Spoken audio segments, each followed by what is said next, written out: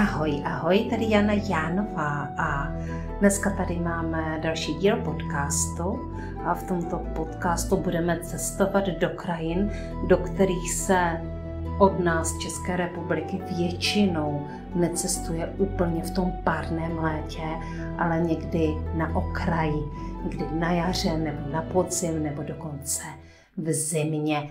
A to je Egypt. A o Egyptu a o cestách po Egyptě, o cestách po Egyptě takovým tím trošku jiným způsobem si budeme povídat s Ingrid Ištasirin Krystal.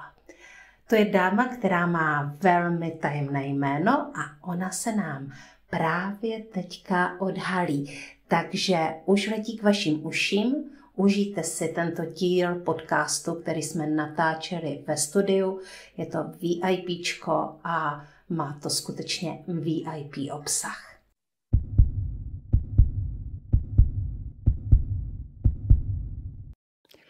Dobrý den, mé milé posluchačky a posluchači podcastu Srdeční záležitosti. Dneska budeme cestovat, budeme se bavit o poutích, o těch poutích vnitřních i o těch poutích reálných, které potom realizujeme v tom fyzickém prostoru. Do dnešního dílu podcastu Srdeční záležitosti jsem si pozvala Ingrid Ištasirin Krystal. Díky, že jsi přijala pozvání. Děkuji.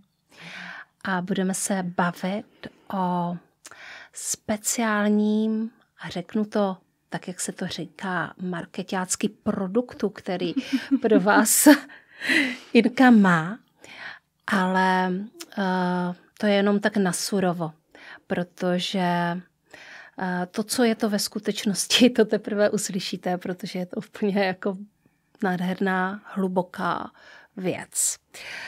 Tak, jak jsem to já pochopila. Takže budeme se bavit o cestách nejen do Egypta, ale ten Egypt je tady prostě zásadní. Co pro tebe znamená Egypt a jak se to vlastně stalo, že ses vydala do Egypta? Egypt bol niečím, čo ma veľmi zaujímalo. A keď som rozmýšľala o tom, keď sa ma to vlastne aj pýtal niekto na cestách, tak som išla možno históriu študovať kvôli Egyptu. Kedysi pred rokúcimi. A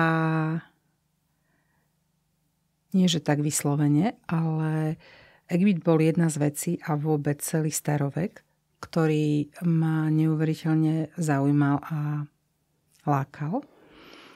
A Egypt má ešte veľké čaro, také mystické, cez všetky veci, ktoré už dnes v tej dnešnej komunikácii s duchovnými bytostiami naciťujem v sebe a otvára mi každá z tých ciest niektorú z mojich schopností a z mojich darov, niektorú ďalšiu možnosť naplňať na svojej ceste niečo z toho, čo sa mi páči a na čo už som pripravená, len tak treba doťuknúť. A to prostredie a tá krajina pracuje, ako keby sa utriasali tie dary, ktoré už tam sú na svoje miesto. Takým úplne jemnozrným spôsobom, ktorý ani nepostrehnete, ako sa po tej krajine a po tej zemi pohybujete.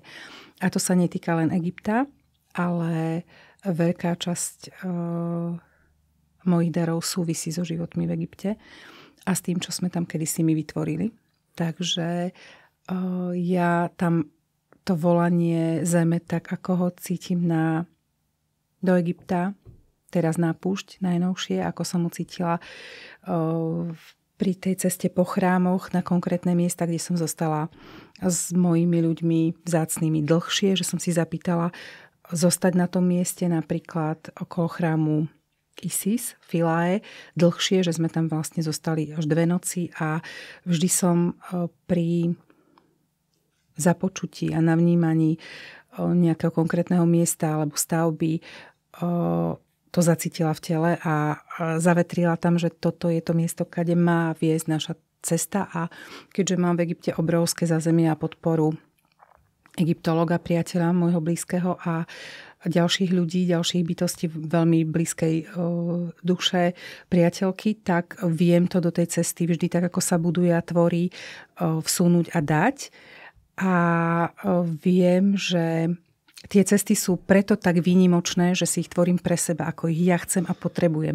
Čiže bez ohľadu na to, či by mali to biznisové skóre a výsledky ako úspešné podnikanie, kde sa má nejako číselne zrkadliť a zúročiť, alebo nie, tak pre mňa už to, že si ja naplním svoj sen a idem si tú cestu tak, ako je pre mňa pútničku úplne nekompromisne najlepšia a najnádhernejšia, je obrovským naplnením. A potom už, keď tie cesty opakujem pre svojich najbližších, pre svoju rodinu, ako minulého roku, že sme boli fakt 26 dní v Egypte a prešli sme asi 3,5 tisíc kilometra a na všetky miesta, ktoré som tam chcela a mohla zahrnúť vtedy, úplne skrze od Asuánu dole, po chrámoch, v čakrách Egypta, po Níle.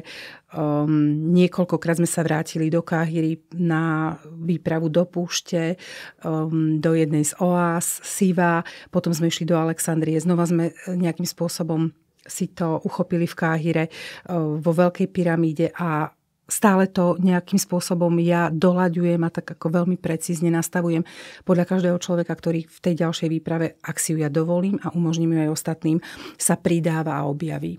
Uh-huh. Je hrozně zajímavý, jak to vlastně nejdříve zrealizuješ pro sebe, to by se tam otevře nějaký dar a pak to vlastně děláš pro ostatní. Je to vlastně zase ten poustevník, který si tam pro sebe něco objevuje a pak někdo touží s ním něco zažít a tak si proto přijde.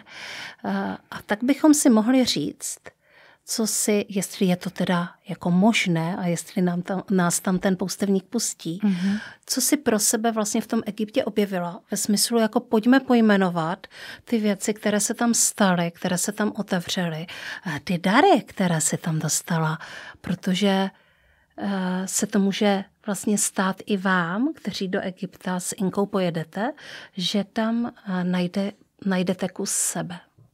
No to určite nájdu. Ale v prípade, že si tam človek ide po niečo konkrétne, tak ak ho Egypt volá, to je prvá vec, tak tam má nejakú skúsenosť a nejaké odložené dary. Pre dobu, ktorá už bude bezpečná a pripravená na to.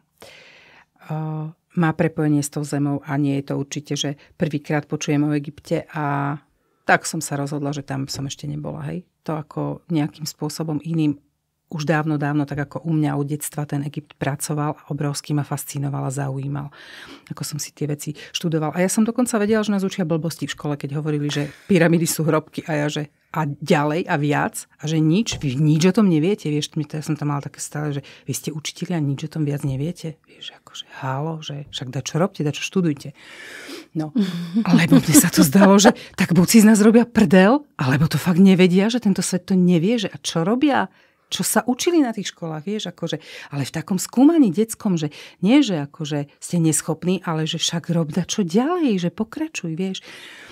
No a títo ľudia, ktorí majú so mnou ísť, to tam dávno majú, že oni to prepojenie cítia, ten záujem tam je už dávno.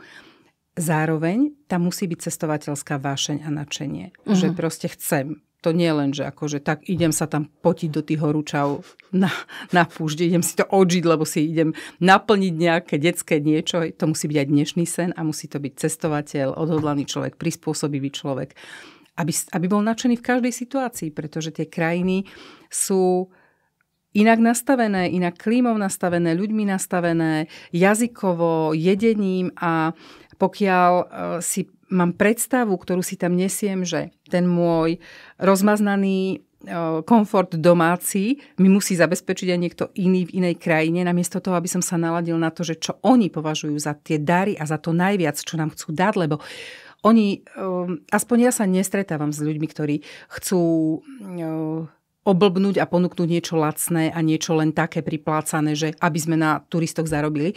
U mňa to je fakt srdcom dávané, to, čo nám chcú ukázať ako z ich kultúry, z ich najvzácnejších vecí, ktoré sa možno ani neukazujú bežne turistom a neponúkajú z jedla, z dárov, z hocičoho. Čiže byť tomu otvorený a cítiť tú energiu, mať z toho radosť, že dnes zažívam toto. A potom sa vie tešiť aj z toho, ako mám ja naplánovanú púšť napríklad, že dnes skončíte jedlo raňajkami, hoci ja tam v ponuke mám od tých, čo to zabezpečujú, že 3-krát denne jedlo a džusy a voda, všetko do sytosti. Ale ja som povedal, že bude deň, kedy naozaj končíme raňajkami a večer budú mať posvetné kakao a celý deň budú putovať púšťou a tam sú 40-ky horúčaví. Čiže ako tí, ktorí si myslia, že ich niekde odvlečiem a potom ich budem ovievať a nalievať do nich vodu, aby neboli dehydrovaní a že sa teda prevezmem za nich zodpovednosť, tak prosím vás, vy mi nelezte na moje cesty. To je naozaj úprimná prosba, pretože jednak si myslím, že by som vás tam ani po tom našom zbližovacom rozhovore neodporúčala, nechcela vziať ani odporúčala vám, aby ste ma presviečali, že tam máte ísť, aspoň zatiaľ dnes. Ale druhá vec je, že by vám tam asi nebolo dobre. Iný typ ciest by bol pre vás najlepší. A tí, ktorí to ešte počúvate ďalej a ste nás nevypli, tak pre vás by to mohlo byť. Ale naozaj s tým otvoreným srdcom a nadšením pre to, čo tam je pre vás pripravené. A nebyť prispôsobivý na úkor seba, ale hľadať v tom, čo mi to dáva, v čom je to úžasné, v čom je to objavné, čo sa mi na tom páči. Lebo okrem toho, čo sa vám na tom nepáči, je tam vždy niečo, čo sa vám páči. Já teda musím říct, že poustevník nám neřekl o tom svém daru, který tam získal. Takže já se zeptám ještě jednou. No, veľa vecí, ktoré súvisia s manifestáciou a so zhmotňovaním, sa tam otvára a urýchľuje. A wow. Jedna vec je, že potrebujete to do tej reality zmanifestovať, keďže sme na Zemi, cez toto fyzické telo. A ja som stále ešte vybračne si išla tú cestu pred rokom tak, že sedela som vo filaje na kameni, dívala som sa do Nílu a prichádzalo mi, že levituješ. A ja, že vogošek sedím na kameni, nie? Že čo toto ja akože zachytávam? A kamoška mi potom nahrala zvukovku, že pohybuješ sa energeticky tak 2 cm nad zemou. Mm-hmm. Že dačo rob, uzemňuj sa, lebo si nabiješ nožtek. A proste veci, ktoré sa zhmotňujú v tejto energii a v tejto pozícii, tak áno, ja ich manifestujem, ale sú hore. A potrebujem ich stiahnuť dole. Takže veľký kontakt s týmto, to, že to cítiš, že si to môžeš dovoliť, že to cítiš tam, kde tá vibrácia Zeme je s tebou prepojená a pomáha ťa, nadnáša ťa ako keby. Pretože ja, keď som vystúpila v Európe z letiska, na letisku z lietadla po mesiaci, tak ja som sa dostala v tých ťažkých energiách hrubých do takej situácie, že som mala pocit, že že tam zariem fakt ňufáčikom, že to proste naozaj, to bolo také stiahnutie do tejto reality, také ako by som trošku povedala, že až hrubohmotnejšej, že normálne som to po tom mesiaci niekde inde v iných energiách cítila. Cítila som, že som prišla do trošku menej priechodnej reality, kde to cítite, že sa vám ťažšie pohybuje, že sa veci úplne inak manifestujú. A tam som bola naozaj extrémne podporovaná pri všetkom, čo sa dialo, že hneď, ako som si to zapýtala, alebo že možno to nebolo až príjemný zážitok, nebolo to presne to, čo som si zapýtala, ale bola to presne tá skúsenosť, z ktorej som si ja potrebovala pochopiť veci a zobrať. A naozaj sa jednak manifestácia urýchlovala veľmi, jednak práca so zhmotňovaním a so zhmotňovaním vecí v tejto realite, ktoré boli zhmotnené hore a zostúpavajú, alebo práca v portáloch, ktoré buď boli veľmi staročké a nádherným spôsobom sa dalo do nich vstúpiť a spriechodniť ich a oživiť. Pre prepojenie svetov a príchod bytostí. Alebo naopak, ak to bol už portál, ktorý bol stále funkčný a stále rezonoval v tom poli a už mal byť nádherne uzavretý, tak sa mi ho podarilo nádherne uzavrieť a proste rozpustiť, že to nebolo bolavé nejaké miesto Zeme. A A čo je veľmi dôležité, okrem toho, čo som ako trošku som to nadsadila, som si dovolila nadsazku v tom, ako kto by mal byť pripravený a nastavený na tie cesty, ale to jadro tam bolo naozaj reálne, že človek to musí cítiť, že je odhodlaný, skúmavý a že je taký putujúci nadšene cestovateľ, ktorý chce ísť spoznávať tú realitu tej zeme, nie len to, čo mu ukážu v nejakých hoteloch a vymedzených priestoroch, kade vás vedú, hej. Ale vždy na to miesto, na ktoré idem a kde vyslyším to volanie a sprevádzaná, vyslaná dušou tam dôjdem, sú prizývané aj iné bytosti, pre ktoré ja cítim, že vlastne tú cestu tvorím a že sa tam máme stretnúť. Preto aj to stretnutie tohto ročné, lebo má dve časti. Jednak robím na začiatku putovanie po chrámoch pre možno krehkejšie bytosti, ktoré to volá do Egypta a také ženské, aj keď ja to nemám postavené vyslovene ako ženskú skupinu, ale pre putovanie v ženskej energii, aj pre mužov, ktorí si chcú túto časť dovyživiť a to opečovanie na lodi a putovanie po chrámoch dovoliť a dopriať a pracovať veľa s vnútornou ženou.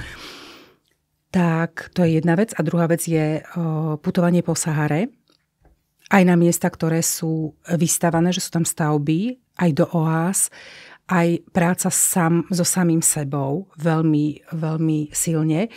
A viem, že sa tam stretnú duše, ktoré tam máme spoločné poslanie. A tým nie je tá cesta a tým nie je to putovanie do Egypta a znovu oživenie darov. To je trošku iné a vyššie, že toto je naozaj cesta, to nie je cieľ. A preto to mám aj nazvané ako Soul Reunion, ako znovu stretnutie duší. Pretože som presvedčená, že tá konkrétna skupina, keď príde na to konkrétne miesto, tak ako mne sa otvárali a ukazovali portály, že napríklad 3 a 4 na stene si ma niekam zavolali, že ma zaujali a zrazu som zistila, že stojím v portáli nejakom medzi zrúcaninou. A sú to duše, ktoré vedia, že dokážu viac ako to, čo teraz žijú v telách momentálne. Sú na nejakom novom počiatku, kde im veľmi dobre padne sprievod a podanie ruky niekoho. Pracujú a cítia zem. Aspoň trošku vnímajú zmenenú energiu. Nehovorím, že s nimi musia pracovať, ale cítia ich. A to telo sa tam absolútne otvorí k tomu, že to budú cítiť a budú vedieť, čo robia.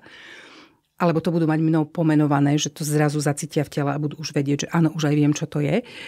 A tie ich dary sú individuálne. Čiže ja vôbec nedávam prísľub, že to dostaneš, to budeš vedieť, ale jednoznačne budeš mať schopnosť cítiť viac energie, pracovať so zemou, robiť s portálmi. Niekto, kto má dar manifestácie, tak sa mu o mnoho viac posilní. Budete, niekomu sa svetelný jazyk alebo v akejkoľvek podobe, v písanej, v obrazoch. Ja keď som ukončovala tú cestu po mesiaci, tak naozaj akože kódy svetelné, tak to jazyk som videla, ako zostupoval do mora ako vedľa mňa, že som to nestihala pozorovať a čítať, že a to boli veci, ktoré som tam nešla, že chcem, že otvorte mi a dajte mi, hej. A to sú tie dary, ktoré naozaj za to, že tam vôbec sme a že to prijímame tak, ako to je a že sme za to obrovsky vďační a radostní a v takej láske sa to deje, tak prichádzajú a dostávame ich a niekedy ešte aj ja som vo fáze, že to celkom neviem uchopiť a pobrať to všetko, čo sa mi dostáva, hej. Čiže viem z istotou, že každému, kto pôjde, ak to pôjde so mnou alebo bezo mňa, hej, že to nie je, že je to postavené na mojom sprevádzaní, to sú vaše dary. To chcem povedať, že vy si tú cestu môžete naplánovať a urobiť aj sami a nacítiť, aká je pre vás najlepšia. Ale že bez pochyby budú vám prichádzať. Pretože je teraz tá doba, že ľudia, ktorí načúvajú zemi a robia a prepájajú sa jednotlivé duše, to sa veľmi ešte tam posilňuje. Ako to spoločné poslanie v tom prostredí zemskom, ktoré nás obrovsky prijíma a hostí a hojdá a vyživuje a ochraňuje zároveň, čo je obrovský dar. Jeden z tých darov, ktoré tam dostávam, že fakt cítim tú obrovskú ochranu aj v sprievodcoch, ktorí mi prichádzajú a sú na tých miestach, aj v jednotlivých chrámoch, že ja som tam bola tak podporovaná a ochraňovaná bohmi a bohyňami, že to nebolo možné prehliadnúť. Vieš? A každý jeden tam začne mať pocit, že buď niečo z toho, čo používal a čo bral ako nejaké amatérske pokusy niečoho, lebo je to moderné a ho to zaujímalo. Zaujalo ho to nejako, niekto ho to naučil, niekto ho k tomu pustil. Nejaký rituál s ayahuaskou alebo s niečím, s posvetným kakaom. Mu niečo priblížil a dotkol sa toho. Bude mať možnosť naozaj sa v tom prehlbiť si ten dar, alebo sa v tom nejakým spôsobom zorientovať, alebo si to prepojiť s nejakým ďalším darom. A to sa tam deje. A to robí vibrácia Zeme, keď si dovolíš tam prísť na tie miesta, to robia tie konkrétne budovy posvetné, ktoré majú tú energiu, že jednak sú na tých miestach, jednak nesú energiu toho, kto ich vystával a kto ich stvoril. Jednak sú tam, ako keby v tej posvetnej geometrii, vibračne, alebo sú tam symboly na stene, ktoré stále vyžarujú, že proste ten, kto to cíti, tak pri dotyku cíti, že to pracuje.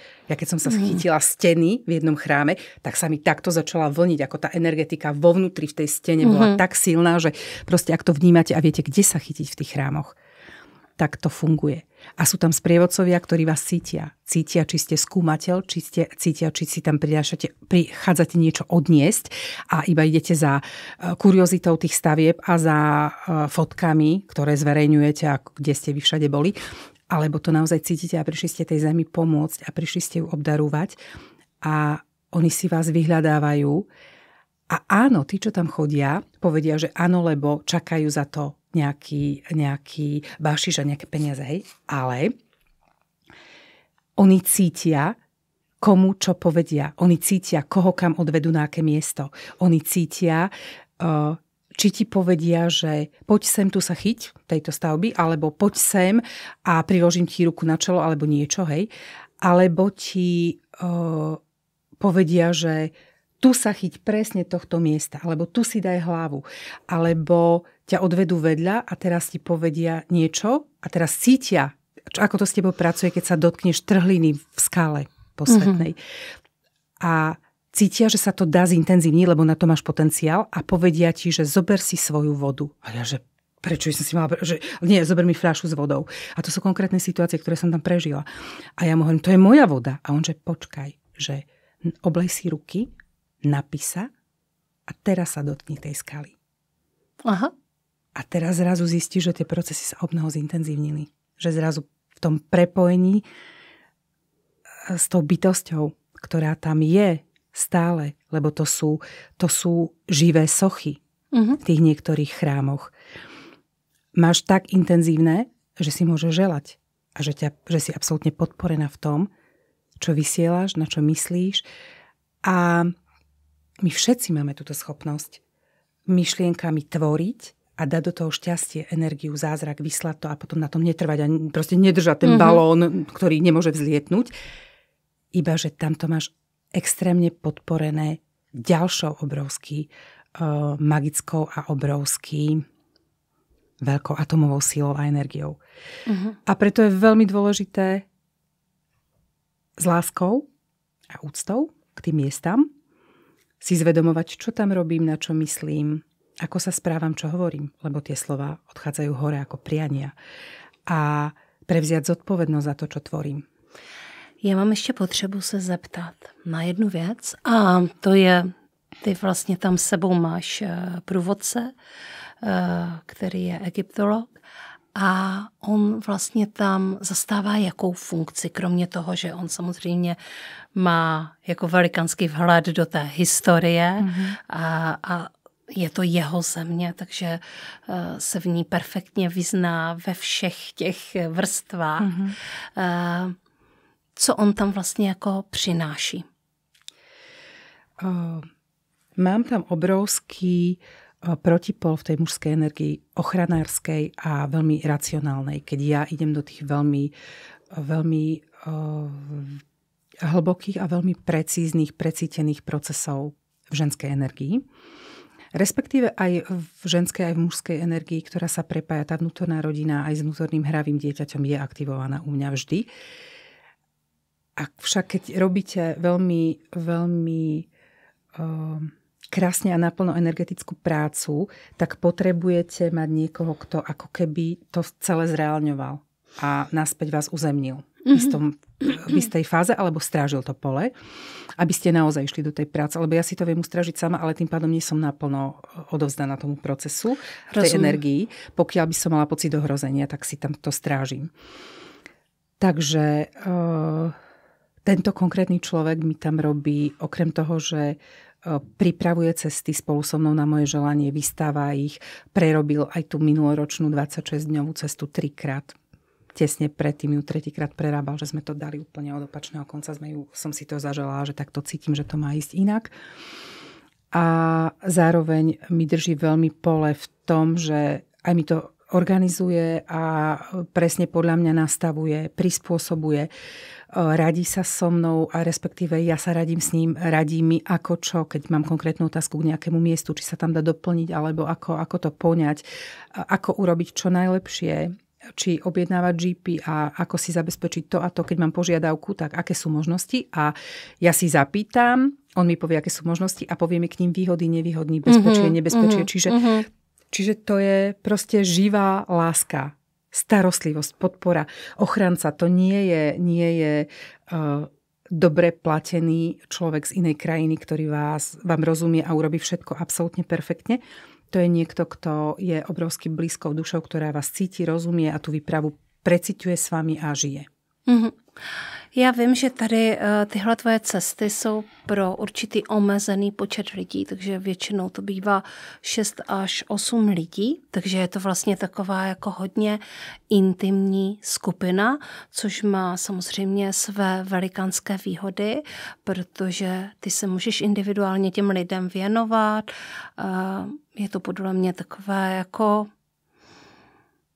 Na jednu stranu je tam větší kontrola, na druhou stranu je tam větší svoboda. Prostě obě dvě ty věci to tam má. Ale ty sice ty cesty měníš, ale jsou některá místa, na které se stále vracíš a možná, že bychom si taky mohli říct proč. Kde vlastně jako si pokaždé, když jedeš do Egypta? No, sme v niektorom z chrámov, to je prvá vec, že ja si to podľa skupiny nacítim aj k púšti napríklad. Beriem Denderu, čo je srdcová čakra, a Philae, čo je chrám bohyne Isis. A sme vždy v Káhire. Dokonca niekoľkokrát sme sa tam vracali v iných pozíciách a v inom nastavení minulého roku. Už samotná Káhira pracuje a chodíme nielen do okolia pyramíd, ale chodíme do Veľkej pyramídy, kde vlastne tí, ktorí sa o to zaujímate, tak to nastavenie pyramídy na Sirius a to absolútne otvorenie a zladenie, že máte výhľad a zladenie tých pyramíd v jednej čiare na súhvezdie, na Sirius a na súhvezdie Oriona, tak je vlastne úplne doladené v tom čase od 8.8. cez Leviu bránu. A napriek tomu, že sú najväčšie horúčavy v Egypte, aj tam, že tam sa to nemení, že južná severná pologula, a ja som si toho vedomá, aj minulého roku sme vlastne tú oázu Siva a to zakopávanie do horúceho piesku a všetky tie naše vzácne, veľmi, veľmi individuálne nastavené terapie absolvovali pri 44-kách v púšti. Bolo tam 44 stupňov, 43. A preto som povedala na začiatku, že to musí byť odhodlaný človek, ktorý to naozaj chce, veľmi ho to zaujíma, je nastavený pracovať a urobiť veľký posun so sebou a naozaj nový počiatok a musí byť fyzicky zdravý. Čiže tie obmedzenia toho, že si vyberám ľudí na cestu, nie sú povyšenecké a nie sú akože, že si preberám. To už ako to spomínam len preto, že už mi je niekedy z toho smiešno, že by to niekomu mohlo napadnúť. Ale sú veľmi precízne nastavované preto, aby tam všetkým bolo dobre, aby tam všetci boli v bezpečí a aby ten jeden jediný človek nezmenil putovanie a neohrozil celú skupinu. Tým, že vždy sa skupina a aj kvalita alebo schopnosť a výdrž reťaze, akékoľvek reťazky stanovuje podľa toho najslabšieho článku. Čiže ja nemôžem si dovoliť pri tom, že viem, do akých procesov každý jeden človek pôjde individuálnych a že ešte pôjde nejaká skupinová téma a budeme sa navzájom podporovať a doľaďovať a že tam držím pole celé týždne pre tých ľudí.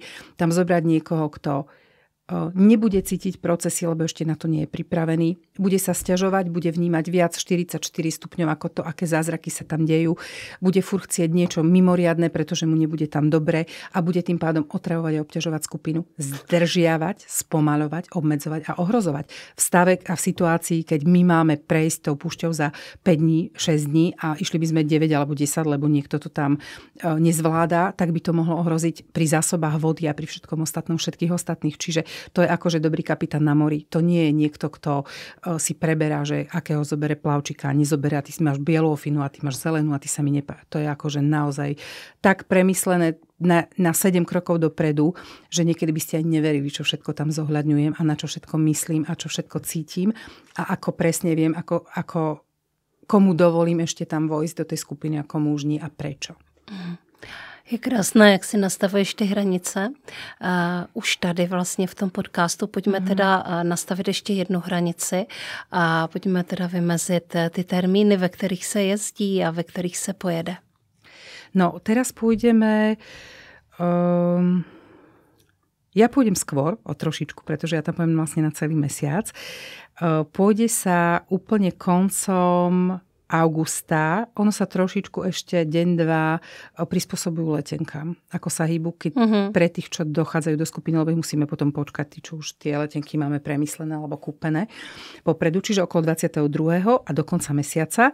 A potom od nejakého 2. alebo 3. septembra pôjde púšť do polovičky septembra. Čiže tieto veci sú jasné. A ešte medzi tým mám priestor vlastne, kým už ja budem v Egypte, ak by niekto chcel individuálne nejakú časť chrámov alebo prácu na niektorých konkrétnych miestach, ktoré by sme si vedeli nacítiť a vedel by si on zapýtať, aby som to doľaďovala, že čo áno a čo ešte k tomu. Takže tam som tiež otvorená tým, že tam budem aj individuálnej práci alebo tomu, že niekto by doletel na týždeň a že by som sa mu naozaj individuálně venovala.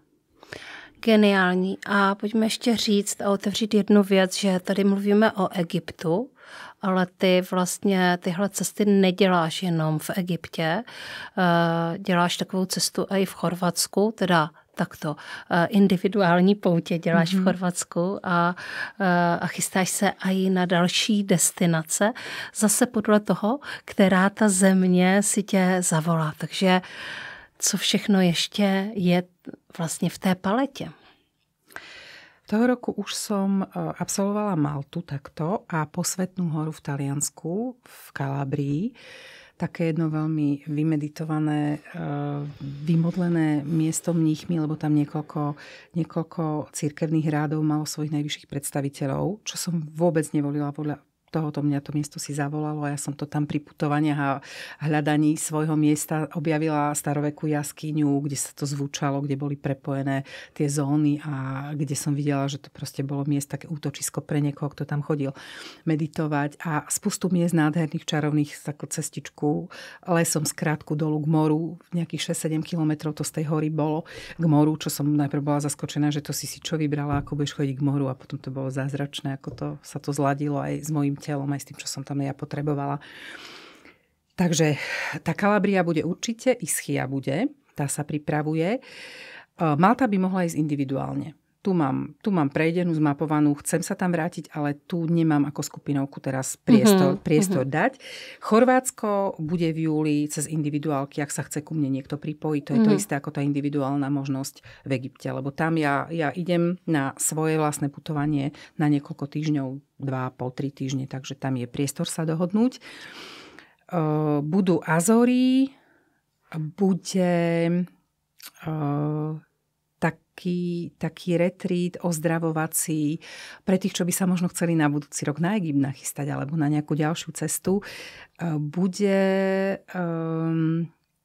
robené niečo v Nepále, ale nie ako putovanie do kopcov s vysokou kondičkou, ale skôr do ajurvédského centra, ako taká veľmi hlboká regenerácia s meditáciami, s oddychom, taká vedená, usmerňovaná a tam to viem znova pre 1-2 ľudí sprostredkovať, že to budú také naozaj individuálne procesy ešte popri tom, že to budú mať podchytené terapeuticky a tak rodine to, čo sa bude im vyplavovať a čo bude vyvstávať, kde bude ich proces smerovať. Čiže okrem tej hlbokej práce s telom a regenerácie, ak by chceli to podchytiť týmto spôsobom, tak tam je to otvorené. No a zatiaľ je to takto, pretože tie ďalšie veci sú otvorené, takže zatiaľ pre mňa a pre už klientov, ktorých mám už v dlhodobých sprevádzaniach 9-mesačných, 12-mesačných. Čiže oni majú u mňa prednosť v tom zmysle, že ich procesy sú doprevádzané a sú so mnou v prepojení. Oni si môžu vyberať z tých vecí, ktoré ja mám v ponuke. Čiže jsou další priestory na to. A na co ty se nejvíc těšíš? Jo? Protože to mě teďka jako začalo zajímat, protože tam je důležitý a i tvůj osobní prožitek, tak ty si nám teďka tady vyjmenovala všechna ta místa, která budou. A na co ty se nejvíc těšíš? Ja sa na tie miesta, aj keď ich poznám, teším znova. Teším sa dokonca na to, že niekedy objavím človeka, z tých sprievodcov, ktorý tam bol a že vidím, že ma spoznal. Že som sa tam znova vrátila, alebo tak, hej. Teším sa na to, ako sa to miesto vyvinulo, alebo ako budem ho ja naciťovať po 4-krát, 5. a tak ďalej. Teším sa na tie nové miesta, ktoré si ma zavolajú. A ja sa na tie cesty vždy teším. Ja nerobím cestu, aj keby si ju niekto... Ja nie som cestovka. Ja som proste sprievodkyňa rodinná a tým novým počiatkom alchymistickým. A ja chodím na cesty individuálne a zoberiem zo pár ľudí so sebou, hej, ktorí sú na to pripravení a ktorí chcú tento typ cesty a tohto sprevádzania aj s mojim vymýšľaním, aj s tým, že to nie sťažím len egyptologovi, ale aj im, že im ráno oznámim, že proste niečo som vymyslela iné, lebo to tak mi v noci došlo a že to tak idem robiť. Ale stále to bude v rámci toho, že je to bezpečné a že proste nerobím extrémy žiadne, ktoré by niekoho úplne šokovali. Ak si teda nenaciťujem, že je to súčasť toho procesu, že ten šok mu obrovsky pomôže sa pretransformovať a podobne.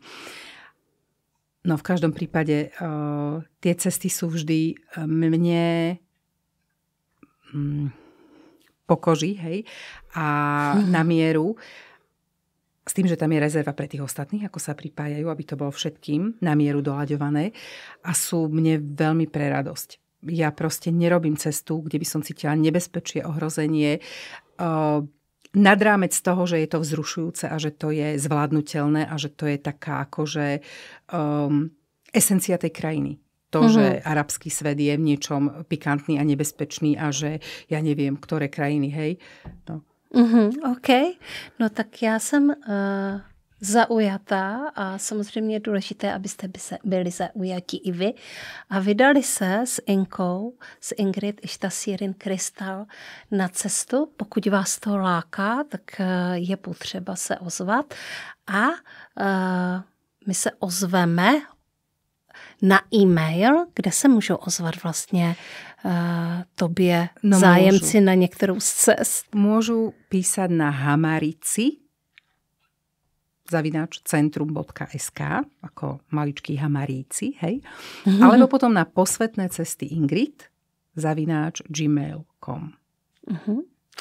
Je to tak. Takže vidíte, že ten přístup k tomu je prostě projevte tu svoji iniciativu, projevte to svoje přání, udělejte ten krok dopředu a uvidíme, co se zmanifestuje.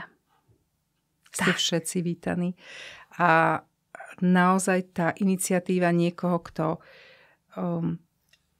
má a môže a chce zažívať presne tieto zázraky v mojej blízkosti a takýto typ ciest je minimálne prejavená tým, že si nájde podľa mena mňa na Facebooku ako Ingrid Hamaríkovú, alebo že mi napíše na mail, alebo že napíše Jane, keby si to nezapamätal pri tom počúvaní, čo si môžete vrátiť z videa x-krát a proste si to niekde poznačiť. Ale je natoľko tvorivý, že si nájde cestu priamo ku mne, alebo cez Janču, že ju osloví a poprosí, že prosím ťa, mala si s ňou rozhovor, že vieš mi dať na ňu nejaký ďalší kontakt alebo na ďalšie platformy. A to bude už jeho ocenenie, že ja som niečo pre tú cestu už urobil. Už takto málo som do nej vložil svoje energie a záujmu. A tam sa to potom už iným spôsobom štartuje celé v tej skupine. Je to pravda. Většinou se mi někdo ozve, když chce zkontaktovat někoho z hostů, když to není třeba úplně jasné, i když já se vlastně snažím vždycky dát jasné indicie, jakým způsobem se dá propojit. Takže klidně mi napište, já vás propojím a můžete se vydat na pouť. A moc krát děkuji za tento rozhovor. Já věřím, že jsme řekli tolik informací, kolik je potřeba vědět. A ja veľmi ti ďakujem za pozvanie, za tento čas spoločný a rozhovor a jeho energiu bezprostrednú, aj za to, čo robíš a ako to robíš. Tak jo, děkuju moc krát a mějte se krásně i vy.